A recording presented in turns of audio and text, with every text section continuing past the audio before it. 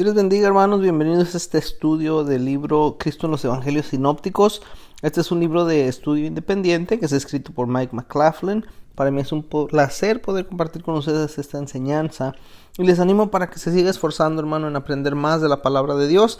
Recuerde que para sacarle el mayor provecho, pues lo recomendable es que lea también el libro en adición a escuchar estos audios. El libro se llama Cristo en los Evangelios Sinópticos, escrito por Mike McLaughlin. Y si todavía no lo hace, pues suscríbase al canal también para que pueda recibir notificaciones. Vamos a dar comienzo. Estamos por finalizar la unidad número 2, hermano, del estudio.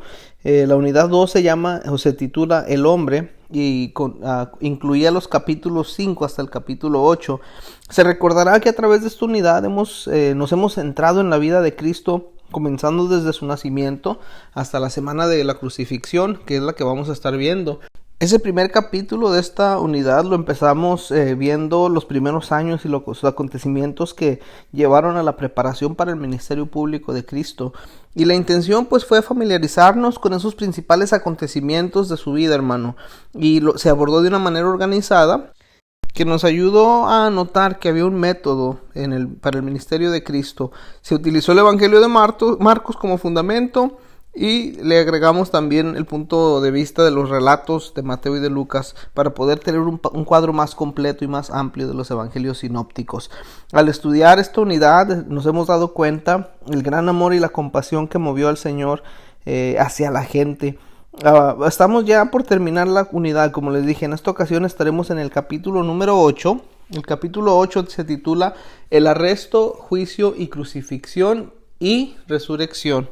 Y este capítulo, hermano, nos trae al final de la segunda unidad. En el capítulo 5, con el que abrimos la unidad, el énfasis estuvo puesto en un enfoque sobre los relatos de los primeros años de Cristo y también los preparativos para su manifestación a Israel. Y enseguida examinamos su ministerio temprano en Galilea y posteriormente la extensión de su actividad ahí en la región de Galilea. En el último capítulo, en el pasado, consideramos su ministerio postrero en las regiones de Judea y de Perea, en el periodo anterior a la semana de pasión, y ahora nos tornamos a la cadena de acontecimientos que comenzaron con su arresto en el Getsemaní y que terminaron con su ascensión. Cuando usted considera los pasajes de las Escrituras que se asignan para este capítulo, hermano, seguramente va a notar que todos los escritores sinópticos documentan muy bien los acontecimientos de ese periodo, especialmente desde el punto del arresto de Cristo, y aparentemente ellos se sintieron inclinados a dar énfasis a los acontecimientos de este periodo, como también a los de la semana de la pasión, más que algunos de los periodos anteriores de la vida de Cristo. Indudablemente ellos procedieron de una manera porque la crucifixión y la resurrección tienen un especial significado para todos los que nombran a Cristo como Salvador. Verdaderamente estos actos culminantes de la vida de Cristo nos dan la oportunidad de ser partícipes de su reino, hermano, y por tanto es totalmente justo y apropiado que lo celebremos en memoria de Él. Cuando encaramos los episodios de este capítulo, puede ser que seamos inspirados por la devoción de nuestro Señor a la redención de toda la gente, de tal modo que nos consagremos a seguir en sus pisadas. A través de este capítulo vamos a encontrar 4 diferentes lecciones. En la primera lección, 8.1, esta se titula El lugar llamado Getsemaní y el arresto. Aquí vamos a comenzar la lección leyendo acerca del lugar llamado Getsemaní, donde explicaremos la importancia de lo que ocurrió ahí en Getsemaní. También a través de esta primera lección estaremos leyendo acerca del arresto, identificando los detalles importantes de su arresto, viendo lo que relataron cada uno de los evangelios sinópticos al respecto. En la siguiente lección, la 8.2, se titula El juicio. Aquí vamos a ver los acontecimientos relacionados con el juicio de Cristo, y eso incluye varias acusaciones que le hicieron al Señor. En la lección 8.3, esta se titula La crucifixión y sepultura. Aquí empezamos la lección leyendo acerca de la crucifixión, describiendo detalles importantes acerca de ella. Y luego pasamos a estar leyendo los detalles importantes acerca de la sepultura de Cristo. Y la última lección de este capítulo 8 se titula La resurrección. Vamos a dar un orden posible de las apariciones del Cristo resucitado a través de esta lección. Estaremos viendo los detalles según Mateo, acerca de la resurrección, luego lo veremos según Marcos y cerraremos leyendo lo que Lucas nos dejó dicho acerca de la resurrección. Se cierra la lección, la unidad completa y el capítulo leyendo acerca de la ascensión, y eso pasaremos algún tiempo también leyendo acerca de eso, pero vamos a dar comienzo. Este es el capítulo 8, el último capítulo de nuestra unidad, titulado El arresto, juicio, crucifixión y resurrección. Empecemos ahora con la lección 8.1, el lugar llamado Getsemaní y el arresto.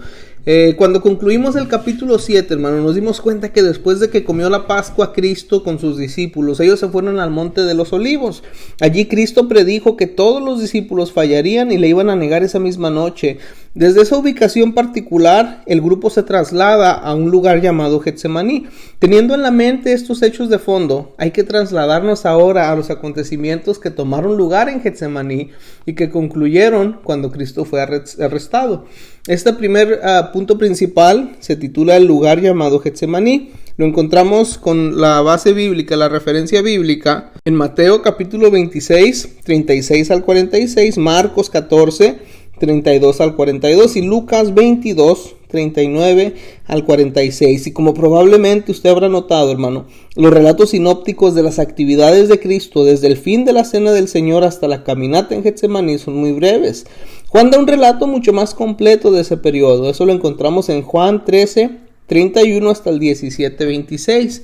Al leer los pasajes de las Escrituras para esta sección, usted puede haber encontrado una leve diferencia entre los relatos sinópticos, mientras que Marcos y Mateo advierten la transición desde la última cena al Monte de los Olivos y luego a un lugar llamado Getsemaní. Lucas no menciona esto. Getsemaní era el nombre de un huerto cruzando el valle de Cedrón al este de la zona del templo, a los pies del Monte de los Olivos. De modo que aparentemente no estaba lejos del lugar donde Jesús se fue, como solía, al Monte de los Olivos, lo que dice Lucas 22:39, al lugar que se llama Getsemaní, lo que dice Mateo 26:36 y Marcos 14:32.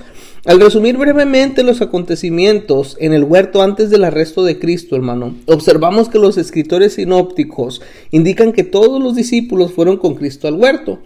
Tal vez usted se pregunte si todos se refiere a los 12 discípulos o solamente a los 11 restantes.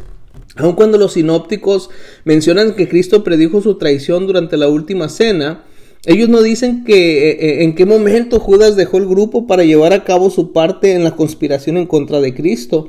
Sin embargo, Juan arroja algo de luz que nos ayuda en el asunto. Juan declara que cuando Cristo identificó a Judas como el que lo iba a traicionar, Judas se apartó del grupo. Eso lo vemos en Juan 13, 24 al 30. Mateo y Marcos, hermanos, declaran que después de llegar a Getsemaní, Cristo llevó a Pedro y a Jacobo y a Juan al interior del huerto, dejando a los otros discípulos en las afueras del huerto. Y aun cuando Lucas no menciona la separación de los discípulos, él menciona que Cristo dejó a los discípulos y se apartó de ellos a una distancia como de un tiro de piedra, y luego se arrodilló y oró. Lucas 22:41. No dice con claridad si es un tiro de piedra desde el cuerpo principal de los discípulos o de los tres. En todo caso, Mateo y Marcos registran que después de amonestar a los tres para que se quedaran y velaran juntamente con él, el maestro fue un poco más lejos para orar. Este podía ser posiblemente el tiro de una piedra que menciona Lucas, aun cuando parece que los tres discípulos escogidos estaban un poco más cerca de Jesús que eso, y puesto que el término tiro de piedra es indefinido, podría representar una distancia cualquiera. No deseamos enfatizar en exceso un punto sobre el cual los evangelios no son exactos, nos dice aquí el libro. Sin embargo, los estudiosos de las Escrituras a menudo se han preguntado cuán cerca estaban los tres de Cristo mientras él estaba orando. Haber estado cerca de él mientras agonizaba en oración y sin embargo dormir indicaría su apatía a Cristo y a la necesidad que él tenía en ese momento crítico, hermano. Mateo y Marcos nos dan un buen bosquejo del orden de la oración de Cristo. Según ellos, él entró en el huerto con los tres, los dejó en un cierto lugar específico, fue un poco más lejos y oró por alrededor de 1 hora, así dice Mateo 26:40 y Marcos 14:37. Volver donde los tres y hallarlos durmiendo hizo que él los reprendiera por su aparente falta de preocupación. No sabemos si ellos despertaron esta vez y luego volvieron a dormirse. Sabemos que después de su primera sesión de oración y de frustración con los discípulos dormidos, Cristo retornó para otro momento de oración con su Padre. Cuando volvió la segunda vez donde los 3 discípulos, ellos estaban otra vez o todavía durmiendo. Para decirlo menos, los discípulos estaban sin habla. Así vemos en Marcos 14:40. Dejándolos, él se retiró para tener un tercer periodo de oración. Finalmente, al volver donde los discípulos, los despertó y les anunció que la traición era inminente. Y mientras que Mateo y Marcos dan más detalles concernientes a quienes entraron al huerto, Lucas trata de manera más específica con la agonía de Cristo en el huerto. Él declara que después de que Cristo oró: Padre, si quieres pasa de mí esta copa, pero no se haga mi voluntad sino la tuya. En Lucas 22:42 apareció un ángel del cielo para fortalecerlo. La última súplica de Cristo estaba tan llena de emoción y angustia, hermano, que pidió que si era la voluntad del Padre, se le evitara el sufrimiento venidero. La intensidad de su oración y la angustia de su alma eran tan grandes que su sudor cayó como gotas de sangre sobre la tierra. ¿Qué era lo que hacía que Cristo retrocediera ante esta angustia? No era temor al sufrimiento físico, aunque sin duda él no parecía entusiasmado por ello. Aun cuando no podemos saber qué fue lo que exactamente le enfrentó en esa hora solitaria, la posibilidad que le llenó de tanto horror fue el juicio de Dios sobre nuestros pecados. La copa involucraba pagar la pena que habíamos tenido que pagar nosotros si no la hubiera pagado Cristo, según 2 de Corintios 5:18 al 21. Después de Getsemaní encontramos que viene el arresto, y vamos a estar viendo algunos detalles importantes del arresto. Se encuentra en Mateo 26:47 al 56, en Marcos 14 del 43 al 52 y en Lucas 22 del 47 al 53. Los escritores sinópticos, hermano, dan un relato breve y directo del arresto. Inmediatamente después de que Cristo despierta a sus 3 dormidos discípulos, se hacen presentes Judas y una muchedumbre armada con espadas y palos. Al efectuar una comparación entre los 3 relatos sinópticos con el relato dado en Juan 18, parece que la muchedumbre estaba compuesta de soldados romanos. Juan menciona solamente a los soldados, los que probablemente estaban conectados con labores del templo. Oficiales judíos que fueron enviados por los principales sacerdotes. Venía también ahí Judas y posiblemente algunos observadores curiosos. Los 3 sinópticos mencionan que Judas besó a Cristo. Esa era una señal convenida para identificar el que debían arrestar. Cada escritor sinóptico, del mismo modo como Juan, incluye algo único respecto al arresto. Y hay que notar especialmente lo siguiente, miren. De entre los escritores sinópticos, solamente Mateo indica que Cristo pudo haber sido rescatado de la situación si hubiera llamado a 12 legiones de ángeles, Mateo 26:53. Marcos, por otra parte, menciona que un joven que siguió a Cristo iba cubierto tan solo con una sábana de lino, escogido por la multitud, pero escapa y huye desnudo, dejando atrás su vestimenta, y según se sugirió con anterioridad en este curso, este pudo haber sido el mismo Marcos. Esto en Marcos 14, 51 al 52. Lucas es el único escritor evangélico que menciona que Cristo sanó la oreja del sirviente del sumo sacerdote, la que había sido cortada por un acompañante de Cristo. Lucas 22, 50 al 51. Y Juan suplementa los relatos sinópticos proporcionando el nombre del que cortó la oreja del siervo, Pedro, y el nombre del siervo, Malco, en Juan 18, versículo 10. En resumen, hermano, notamos que cuando la multitud se mueve para tomarle presto, Cristo es dueño de la situación por completo. Hay una serena dignidad en él a través de este traumático acontecimiento, y él expresa solamente el amor por el traidor. De este modo, cuando Pedro extrae su espada y ataca al siervo del sumo sacerdote, Cristo sana al hombre herido. Nadie pudiera haber controlado la situación de mejor manera que Cristo. Él había venido para cumplir las escrituras y sabía que así tenía que ser. Al someterse a lo que tenía que ser, hizo que sus seguidores lo abandonaran. Luego, volviéndose a sus captores, dijo: esta es vuestra hora y la potestad de las tinieblas. Lucas 22, 53. En este punto, probablemente la medianoche o tal vez un poco después, los acontecimientos ahora se mueven rápidamente hacia las circunstancias del juicio. Al final de esta lección 8.1 encontrará usted un ejercicio que puede hacer, en donde hay algunos eventos que nos hablan acerca del arresto del Señor, y puede también poner ahí en cuál de los evangelios se encuentra esa información. Eso es el final de la lección 8.1. donde acabamos de leer acerca del lugar llamado Getsemaní y el arresto. Si necesitas tomar una pausa, este es un buen momento para pausar, hermano, y si no, pues vamos a seguir adelante ahora con la lección 8.2 titulada El juicio. Esta lección tiene como base bíblica Mateo 26, 57 hasta el 27, 31, tiene como base Marcos 14, 53 hasta 15, 20 y Lucas 22. Desde el versículo 54 hasta el 23, 25. Cuando confrontamos los varios aspectos del juicio, los acontecimientos llegan a ser un poco más complejos. A causa de reconocer lo importante del momento, los escritores de los evangelios dedican una considerable cantidad de material a los episodios desde el arresto hasta la crucifixión. Y tal vez la mejor manera de tratar esta sección sea haciendo una lista de los eventos en una serie de párrafos breves. Y el presentar la acción de esta manera, hermano, tal vez pueda ayudarle a entender más fácilmente el flujo estratégico de los acontecimientos. El primero de esos eventos es uno que encontramos a través de los evangelios sinópticos y nos indican que Cristo fue llevado directamente a la casa de Caifás, el sumo sacerdote de ese entonces. Pero Juan declara de manera más específica que Cristo fue llevado primero a donde Anás, quien era el suegro de Caifás, que había sido anteriormente el sumo sacerdote. Esto está en Juan 18 del 12 al 14. Y aunque no era el sumo sacerdote en ejercicio, Anás tenía considerable influencia en los asuntos religiosos judíos. Muchos eruditos bíblicos creen que él era el verdadero poder tras el sacerdocio saduceo, y en consecuencia ellos concluyen que la audiencia ante Anás fue dispuesta de tal manera que él pudiera determinar la dirección y conclusión del juicio siguiente.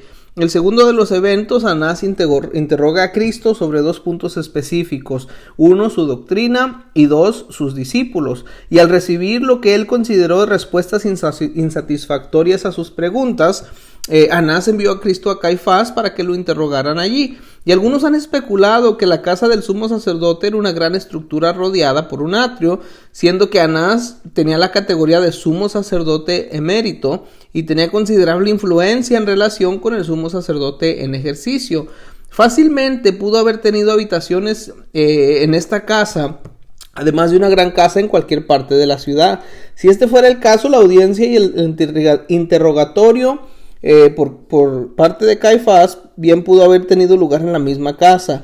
El tercero de los eventos, hermano, durante este interrogatorio en la casa de Caifás, los principales sacerdotes y el Sanedrín intentaron hallar evidencia en contra de Cristo para poder condenarle a muerte. Un método que usaron fue presentar testigos falsos que testificaran en contra de él. Desafortunadamente para los principales sacerdotes, los testimonios de ellos no concordaban y la mayor parte de evidencia era inadmisible. Sin embargo, se le agregaron para conseguir su propósito cuando el sumo sacerdote preguntó a Cristo: ¿eres tú el Cristo, el Hijo del Bendito? A lo cual Cristo respondió: yo soy, de acuerdo con Marcos 14, 61 al 62. Y ante esto el sumo sacerdote rasgó sus vestiduras y declaró: ¿qué más necesidad tenemos de testigos? Habéis oído la blasfemia, ¿qué os parece? Versículos 63 y 64. Y los miembros del Sanedrín respondieron indicando que era digno de muerte. El cuarto de los eventos es Pedro cuando siguió a Cristo, cuando la turba lo llevó hasta la residencia del sumo sacerdote. Y efectivamente, cuando ellos llevaron a Cristo adentro para que fuese interrogado por el sumo sacerdote, Pedro llegó hasta el mismo atrio y se sentó con los guardias mientras estos estaban calentándose en una fogata. Mientras estaban allí, algunos de los presentes lo interrogaron 3 veces acerca de su relación con Cristo. Primero fue una sirvienta del sumo sacerdote quien lo acusó de estar con Jesús el Nazareno, lo que él negó. Más tarde, ella repitió la acusación a otros que estaban de pie junto a la entrada y de nuevo él lo negó. Finalmente, los que estaban parados cerca de Pedro lo acusaron de estar asociado con el Señor, haciendo mención de que su acento galileo lo traicionaba, a lo que Pedro respondió negando conocer a Cristo. Y después de la negación final, un gallo cantó. Entonces Pedro recordó la predicción de Cristo que tal cosa ocurriría y salió y lloró amargamente. Esto en Mateo 26, 34 y el verso 75. Deseamos mencionar 2 cosas adicionales aquí, hermano. Primero, el canto del gallo nos da una indicación de la hora aproximada de estos sucesos. Segundo, para parafrasear a William Lane en su comentario acerca del Evangelio de Marcos, se menciona con frecuencia a los galileos en el Talmud en relación con su dialecto. Al parecer ellos eran incapaces de distinguir entre varios de los sonidos guturales que son tan esenciales en los idiomas semíticos. El habla de Pedro revelaba con claridad a los judíos en el atrio que él era un Galileo. De ahí que ellos dedujeran que él era un seguidor de Cristo. El quinto de los eventos, hermano, podemos ver que siendo que llegaba el crepúsculo, todo el Sanedrín se reunió y llegaron a una decisión. Recomendarían que el gobernador romano condenara a muerte a Cristo por blasfemar. El sexto de los eventos, vemos que a estas alturas Judas, viendo que Cristo iba a ser condenado, fue presa de remordimientos y en su angustia intentó devolver las 30 piezas de plata que él había recibido por traicionar a Cristo, regresándoselas a los principales sacerdotes. Pero a ellos no les impresionó su confesión de pecado y dejaron en claro que no estaban interesados en la inocencia de Cristo ni en la conciencia herida de Judas, ni tampoco tenían interés en el dinero, de modo que Judas arrojó el dinero en el templo y salió y se ahorcó.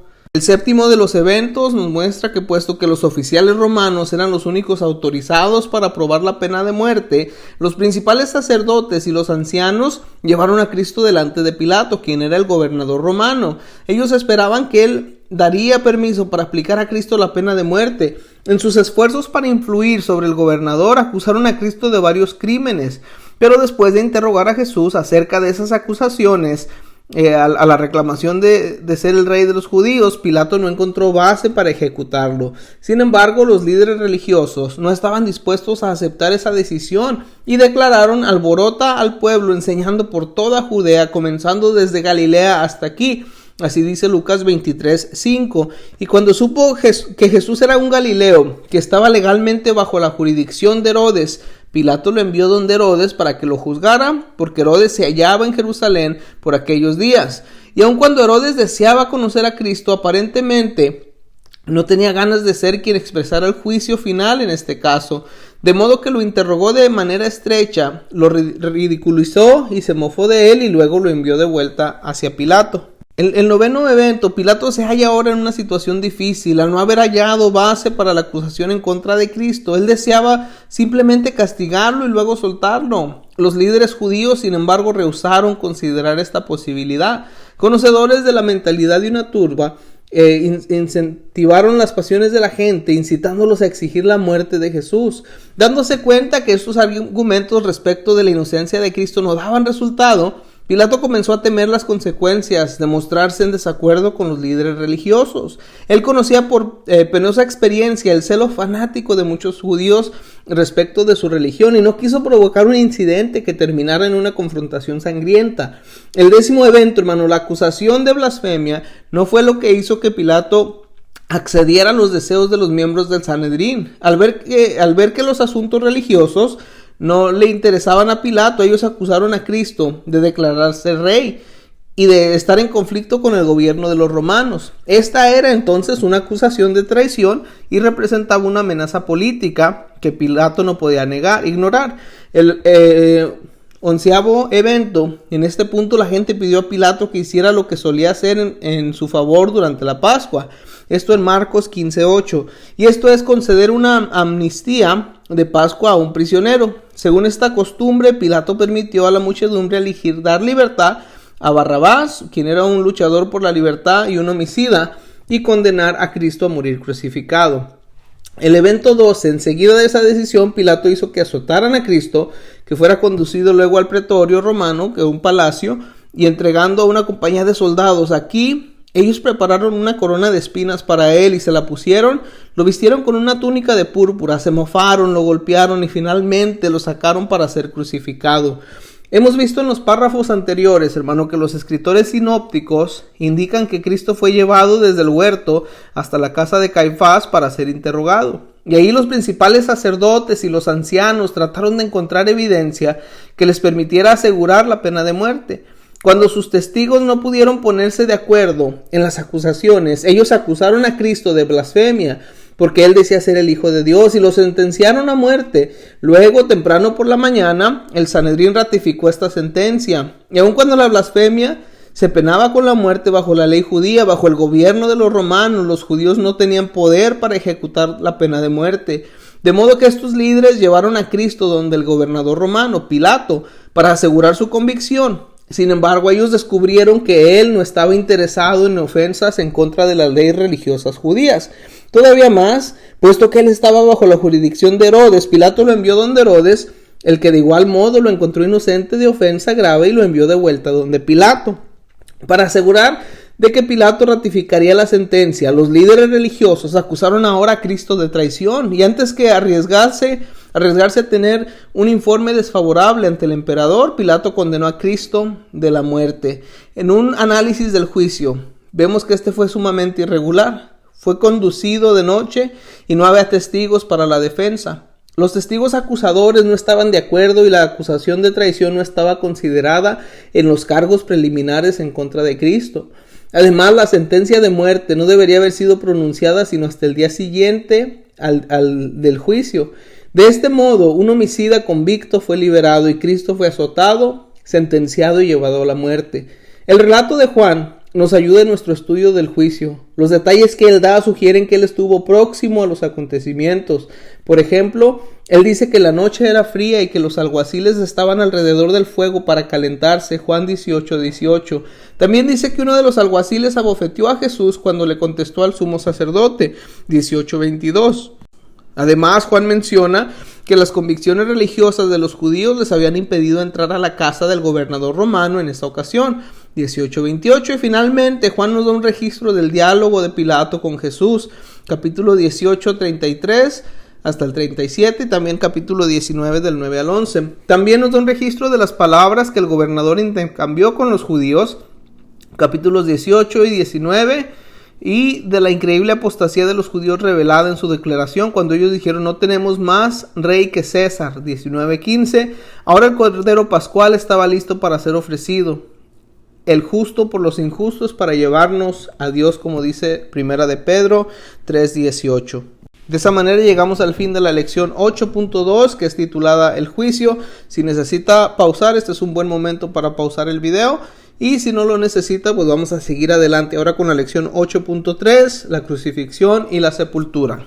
Y este punto principal tiene su base bíblica en Mateo 27, 32 al 56, Marcos 15, 21 al 41 y Lucas 23, 26 al 49. Cuando meditamos en el proceso del arresto y juicio y crucifixión de Jesús, vemos que todo se cumplió en un tiempo relativamente corto. Fue apresado alrededor de la medianoche y para las 9 de la mañana él fue crucificado. En comparación con los acontecimientos de toda su vida, el lapso de este periodo crítico fue verdaderamente muy corto. En la sección previa enumeramos los acontecimientos de juicio para mostrar el desarrollo. Nuestro intento no fue presentar un comentario sobre la virtud, el mal o los valores morales. Ese asunto es para otro estudio. Estudiaremos la crucifixión enumerando los acontecimientos asociados con ella, más bien que reflexionando sobre los asuntos morales involucrados. Se ha estimado que el camino hacia el Gólgota, o el lugar de la calavera, era de alrededor de 1 kilómetro desde el pretorio.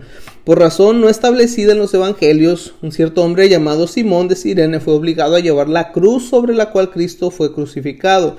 Mucha gente cree que Cristo estaba demasiado débil después de haber sido azotado como para llevar su cruz para esa distancia. Y hay otros 2 hombres que caminaban también por el mismo camino para ser crucificados con él. Y aun cuando se les acusaba de ladrones, la palabra de la cual se traduce este término se refería también a rebeldes políticos. Según la costumbre, alguien portaba una acusación escrita delante de cada criminal que iba en camino a ser ejecutado. En ella se establecía la ofensa por la cual estaba condenado. De este modo, los 2 eran acusados de ladrones o revolucionarios políticos, y Jesús aparecía acusado de rey de los judíos. Para nosotros, para los cuales la muerte de Cristo significa tanto, podrían escribirse infinidad de páginas sobre el significado de la crucifixión. En este momento, hermanos, sin embargo, deseamos aislar unos pocos hechos de los cuales usted debería estar consciente durante el corto periodo de agonía de nuestro Señor. Pasaron alrededor de 6 horas entre la crucifixión y la muerte de Cristo. Los escritores evangélicos han dividido este segmento de tiempo en 2 periodos. El primer periodo se extendía desde la hora tercera, y continuaba hasta la hora sexta, más o menos de 9 a 12 del día, y durante el cual los soldados echaron suertes por la vestimenta de Cristo. Luego, en el segundo periodo, vinieron tinieblas sobre toda la tierra, desde la hora sexta hasta la hora novena. Estamos hablando de 12 a 3 de la tarde, al fin del cual Cristo murió. Durante esas 6 horas aproximadamente, en que Cristo colgó de la cruz, él expresó 7 dichos que han llegado a ser bien conocidos de los cristianos a través de los años. En nuestro libro podemos encontrar la lista de esos 7 dichos junto con los escritores o el evangelio en el que los encontramos. El primero de ellos está en Lucas 23:34, cuando el Señor dice: Padre, perdónalos porque no saben lo que hacen. También en Lucas 23:43 dice: de cierto te digo que hoy estarás conmigo en el paraíso. Está Juan 19:26 al 27, cuando dice: mujer, he aquí tu hijo, he ahí tu madre. También en Marcos 15:34 y Mateo 27:46 leemos que dijo: Dios mío, ¿por qué me has desamparado? Juan 19:28 dice: tengo sed. En Juan 19:30, consumado es. Y el séptimo: Padre, en tus manos encomiendo mi espíritu. Esto conforme a lo que escribió Lucas 23, versículo 46. Cuando hubo dicho estas últimas palabras, Cristo murió, y conjuntamente con su muerte ocurrieron al menos 3 fenómenos. Mire, primero, el velo del templo se rasgó en 2 de arriba hacia abajo. Segundo, Mateo dice que la tierra tembló y las rocas se partieron, Mateo 27:51. Y lo conecta con el tercer fenómeno. Tercero, las tumbas de algunos que creyeron en Cristo pero que habían muerto antes de que Él muriera se abrieron y los cuerpos de ellos fueron resucitados. Además, Mateo dice también que después de la resurrección de Cristo, estos creyentes resucitados aparecieron a muchos ahí en Jerusalén. Después de leer de la crucifixión en esta sección, llegamos al punto clave de la sepultura, donde vamos a ver algunos detalles importantes. La sepultura podemos encontrar su base bíblica en Mateo 27, 57 al 66, Marcos 15, del 42 al 47 y Lucas 23, del 50 al 56. Leemos que Cristo fue crucificado el día de preparación, que era la víspera del día de reposo, y por esta razón los líderes religiosos deseaban evitar contaminar el lugar con cuerpos muertos. Todavía más, la ley decía que los cuerpos de los que eran ejecutados a causa de las ofensas graves no debían permanecer sin sepultura toda la noche, de acuerdo con Deuteronomio 21:23. Y por esto ellos exigieron a Pilato que les apresurara la muerte de las víctimas e hiciera que los cadáveres fuesen descolgados antes de la puesta del sol. Para apresurar la muerte normalmente se quebraban las piernas de los condenados. Los soldados llevaron a cabo el orden de Pilato, quebraron las piernas de los 2 ladrones que fueron crucificados junto con Cristo. Sin embargo, cuando los soldados se aproximaron a Cristo, hallaron que él ya estaba muerto. Y aun cuando no quebraron sus piernas, atravesaron su costado con una lanza para asegurarse de que estaba muerto, haciendo que brotara un chorro repentino de sangre y luego agua, según Juan 19:31 al 35. Y Juan añade un comentario apropiado: estas cosas sucedieron para que se cumpliese la escritura, no será quebrado hueso suyo. Y también otra escritura dice: mirarán al que traspasaron. Y eso lo vemos en Juan capítulo 19, 36 al 37. Aquí podemos ver la atención cuidadosa de Juan en los detalles, hermano. No solamente menciona la herida de la lanza en el costado de Cristo, sino también implica más que la muerte de nuestro Señor. Él ve un significado especial en el flujo de sangre y agua. Puesto que era judío, él vio que la sangre representaba sacrificio y el agua limpieza. La sangre hace expiación por los pecados de la persona y el agua le proporciona un comienzo fresco y nuevo. De este modo, la muerte de Cristo trae perdón y nueva vida a la gente. 2 hombres desempeñaron un papel importante en la sepultura de Jesús: José de Arimatea, un discípulo secreto de Jesús, y también el fariseo Nicodemo. Esto lo leemos en Juan capítulo 19, 38 al 42, el último de los cuales es mencionado solo por Juan. Lo asombroso acerca de estos 2 hombres es que ambos eran miembros del concilio judío, el Sanedrín, y aun cuando este concilio se oponía en general a Cristo y su enseñanza, y participó activamente en su muerte, algunos miembros creían en la autenticidad de él. En particular José, quien se presentó ante Pilato y pidió permiso para sepultar el cuerpo de Cristo, y Nicodemo fue con él. Pilato dio su consentimiento, y los 2 hombres prepararon y sepultaron el cuerpo de Cristo en una tumba que había sido comprada por José cerca del lugar de la crucifixión. Ellos completaron esta tarea antes de la puesta del sol el día viernes. Tanto Mateo como Marcos registran que María Magdalena y María la madre de Jesús vinieron donde éste había sido sepultado. Concluimos esta lección 8.3 sobre la sepultura de Cristo haciendo notar que al día siguiente, esto es después de la crucifixión, ya en el día de reposo, los principales sacerdotes y los fariseos pidieron a Pilato que asegurara la tumba. Él concedió su deseo mediante la colocación de un sello sobre la piedra y la comisión de una guardia. Y de ese modo llegamos al fin de la lección 8.3, donde leíamos de la crucifixión y de la sepultura. Este es un muy buen momento para pausar si así lo necesita. Y si no, pues vamos a la lección 8.4, la resurrección.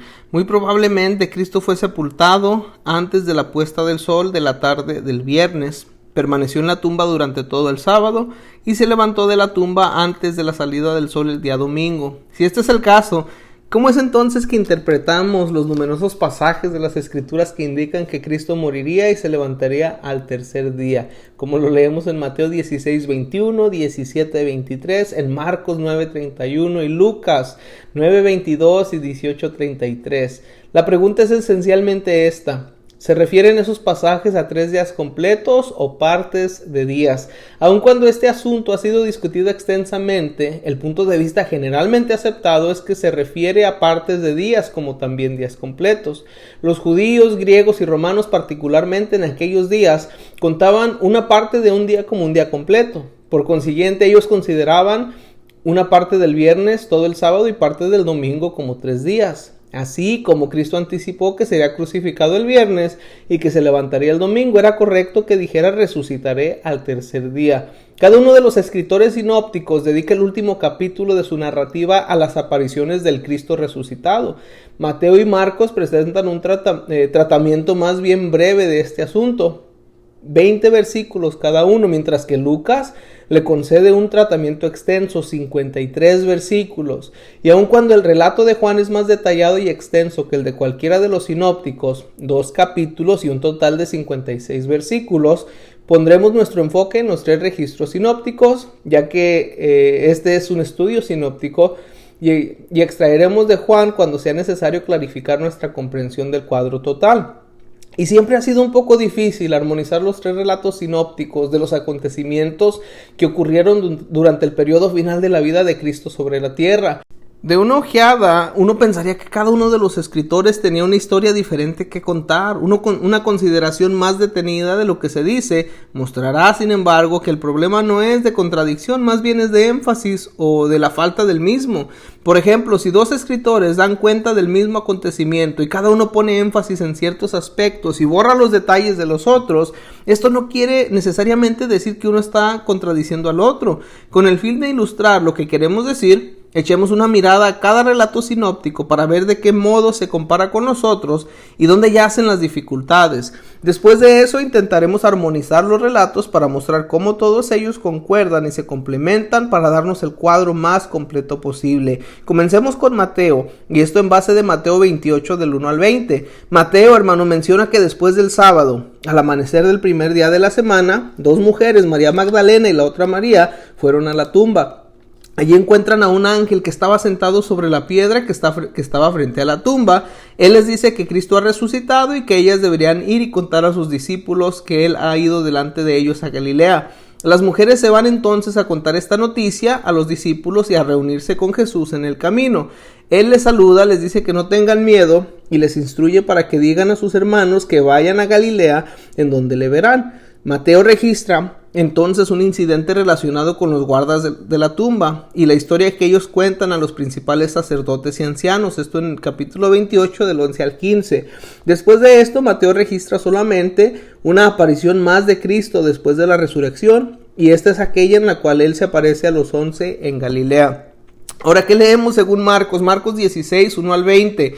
Marcos dice que las tres mujeres que vinieron temprano a la tumba el domingo por la mañana eran María Magdalena, María la madre de Jacobo y Salomé. Según él, ellas vieron un ángel y recibieron la misma noticia de él que se registra en Mateo. Eso lo vemos en Marcos 16 del 1 al 8. Comenzando con el versículo 9. Marcos da detalles adicionales sobre las apariciones de Cristo. Primero, indica que Jesús apareció primero a María Magdalena. Luego ella fue a contar a los discípulos las buenas noticias, pero desafortunadamente ellos no le creen. Segundo, Jesús apareció a dos hombres mientras ellas caminaban en el campo, y cuando estas dos estuvieron conciencia de la realidad de Cristo resucitado, volvieron a contar a los discípulos, pero los discípulos no les creyeron tampoco. Finalmente Jesús apareció a los 11 mientras se hallaban comiendo y les reprochó por rehusarse a creer en su resurrección. Y esto concluye con el relato de Marcos de las apariciones del Cristo resucitado. Veamos qué leemos según Lucas 2, 24, del 1 al 53. Ya hemos visto que Mateo y Marcos presentan relatos bastante sencillos y directos de las apariciones de Cristo después de la resurrección. Como probablemente notó, hermano, que el relato de Lucas difiere algo de los detalles de estos acontecimientos. Lucas comienza por decir que las mujeres vinieron al sepulcro trayendo las especias aromáticas que habían preparado en el versículo 1. Más tarde él nos dice que el grupo incluía a María Magdalena y Juana y María madre de Jacob y las demás con ellas, versículo 10, dando a entender que varias fueron juntas a la tumba. Todavía más, mientras están en la tumba, él asegura que ellas no vieron a nadie sino a dos ángeles que les dieron la noticia de la resurrección, versículo 4 hasta el versículo 8. Ahora Lucas escribe respecto de la reacción de los discípulos ante la resurrección y añade algunos hechos adicionales que ninguno de los otros escritores sinópticos menciona. Él indica que después de que las mujeres informan lo que habían visto a los 11, Pedro corre hasta la tumba para ver por sí mismo lo que ha sucedido, el versículo 9 hasta el 12. Y luego Lucas nos habla de la experiencia de Cristo con los dos que van en camino a Emaús. En este punto, la historia de Lucas difiere con la de Mateo. Lucas dice que cuando los dos de Emaús reconocieron a Jesús, volvieron de inmediato a Jerusalén a contárselo a los 11. Y mientras ellos hablaban a los 11 de esto, Cristo se apareció a todos ellos, versículo 13 al 36. Sin embargo, Mateo se mueve inmediatamente de las apariciones de Cristo a las mujeres que corren de la tumba, Mateo 28, del 5 al 11. Y de ahí a la aparición a los 11 en Galilea, versículos 16 al 20, ahí en Mateo 28. ¿De qué modo reconciliamos lo que parecen ser relatos que se contradicen? En nuestro esfuerzo, dice aquí el autor, por hallar una solución a este problema, necesitaremos incluir referencias del Evangelio de Juan, que nos da el relato más detallado de los acontecimientos posteriores a la resurrección. Para facilitar esta comprensión, hagamos una lista de una posible secuencia de acontecimientos mientras que intentamos armonizar los varios relatos evangélicos en que parece haber desacuerdo en el orden de los acontecimientos. Mire, la lista de eventos comienza con la primera, que es al amanecer. Hay un terremoto y la piedra es removida. Los aterrorizados soldados, paralizados por un momento, regresan a la ciudad para informar a los líderes religiosos. Lo que pasa después es que María Magdalena y otras mujeres que acuden a la tumba la encuentran vacía y ven a uno o dos ángeles. María, dejando a las otras mujeres en la tumba, corre a contárselo a los discípulos. Las demás mujeres entran a la tumba, ven a los ángeles y reciben la noticia de la resurrección. Luego, Pedro y Juan llegan a la tumba antes que María y la encuentran vacía y se van. Luego, María, que llega posiblemente después que Pedro y Juan se han ido, queda en la tumba llorando, y en este momento se le aparece Jesús. Eso está en Marcos 16, Juan 20, del 11 al 18. Jesús se aparece entonces a las otras mujeres, de acuerdo a Mateo 28, 9 al 10. Y aproximadamente por este tiempo, Cristo se aparece también a Pedro, de acuerdo a Lucas 24. Aproximadamente en el mismo periodo de tiempo, Él se aparece a los dos hombres en camino a Emaús. Y enseguida se aparece a los discípulos en una casa, de acuerdo a lo que dice Marcos 16 y Lucas 23 y también Juan. No está claro si esta casa estaba en Galilea o Jerusalén, aun cuando parece ser Jerusalén, porque todas estas apariciones parecen ocurrir el domingo de resurrección. Y una semana más tarde se aparece una vez más a los discípulos, de acuerdo con Juan 20, 26 al 31. Y por último, desde entonces hasta su ascensión, Cristo apareció en numerosas ocasiones a varias personas y grupos de personas. Hermano, y aun cuando usted no debería de considerar la lista precedente como absoluta, Es un intento de resolver algo de la confusión que ha surgido acerca de los varios relatos de la resurrección. Deberíamos recordar que cuando diferentes escritores explican cualquier acontecimiento dado, tienden a dar énfasis a algunos detalles y excluir otros. Eso no significa que el énfasis de un escritor hace que el énfasis del otro sea incorrecto. Es fácil que un escritor salte de un punto alto de la narración a otro punto alto y que deje fuera muchos detalles que de otro modo harían que el episodio completo fuese mucho más claro. Es muy posible que esto haya ocurrido no solamente en la narración de la resurrección, sino también en otros aspectos de la historia del Evangelio que no son muy claros. Pero con esto pues vamos al siguiente punto principal, que es la ascensión. El comentario de los sinópticos sobre la ascensión de Cristo es extremadamente breve, mientras que Mateo no la menciona en absoluto. Marcos y Lucas dan solamente unos versículos cada uno, Marcos 16-19 y Lucas 24-51, dan un solo versículo cada uno. Tampoco Juan discute este acontecimiento en su relato. Si no fuera por el libro de los Hechos, tendríamos muy poca información del acto final de Cristo sobre la tierra. De los dos relatos de la ascensión de Cristo, Lucas suple un poco más de información que Marcos. Él indica que Cristo ascendió desde la vecindad de Betania, y aun cuando él no dice mucho acerca de ese acontecimiento en su evangelio, Lucas indica en Hechos que el tiempo entre la resurrección y la ascensión fue de 40 días, Hechos 1:3. Él dice que Cristo pasó la mayor parte de ese tiempo enseñando a sus discípulos electos, del mismo modo como lo había hecho en los días inmediatamente anteriores a la semana de la pasión. La ascensión puso término al ministerio terrenal de Cristo. También nos trae el fin de nuestra narrativa de los evangelios sinópticos. Nuestra última unidad de estudio se va a centrar, hermano, en maneras de enlazar los acontecimientos de la vida de Cristo en un mensaje que tengan significación para la gente de todas las épocas. Y ese es el fin de esta lección 8.4, en la cual estuvimos analizando de la resurrección. Y de igual forma llegamos al final de todo el capítulo 8, el arresto, juicio, crucifixión y resurrección de Jesús. En la primera lección estuvimos leyendo acerca del lugar llamado Getsemaní, y también estuvimos leyendo acerca del arresto del Señor. En la lección 8.2 nos enfocamos en los detalles acerca del juicio del Señor. Luego pasamos a la lección 8.3, en donde estuvimos leyendo acerca de los detalles de la crucifixión y también de la sepultura del Señor, y cerrando este capítulo con la lección 8.4, donde nuestro enfoque se fue a la resurrección. Estuvimos viendo lo que cada uno de los evangelios nos dice, Mateo, Marcos y también Lucas, y tratamos de ponerlos como un solo, en orden de acontecimientos, lo mejor posible, y cerramos leyendo lo que cada uno de los evangelios nos dicen, lo poco que nos dicen acerca de la ascensión, tomando en cuenta también y apoyándonos en lo que nos dijo Lucas en el libro de los Hechos. Esto fue el capítulo 8, Dios les bendiga.